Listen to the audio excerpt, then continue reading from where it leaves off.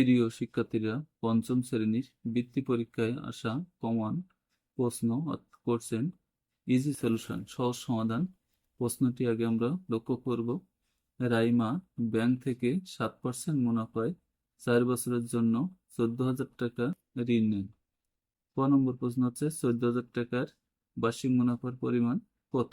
ক নম্বর প্রশ্ন হচ্ছে 4 বছর পর মোট কত টাকা পরিশোধ করতে হবে। এমন ধরনের প্রশ্ন নিয়ে বৃত্তি পরীক্ষায় আমরা প্রবেশ করব প্রশ্নগুলোর সহজ সমাধানের সাথে। তো আমার চ্যানেলটি যদি তোমাদের ভালো লাগে অবশ্যই লাইক, কমেন্ট এবং সাবস্ক্রাইব করে আমার সাথেই থাকবে নতুন নতুন ভিডিও পাওয়ার জন্য।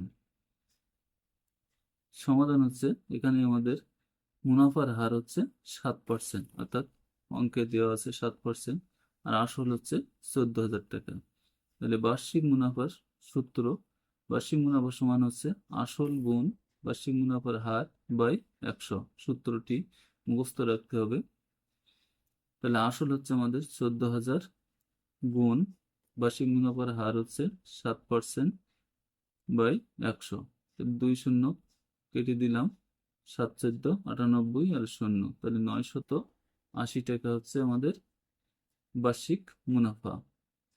তাহলে বার্ষিক মুনাফার পরিমাণ 980 টাকা। খ নম্বরের প্রশ্ন ছিল 4 বছর পর মোট কত টাকা পরিশোধ করতে হবে।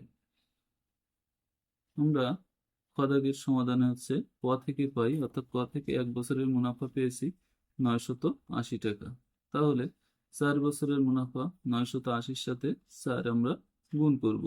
গুণ করলে হয় 3920 টাকা।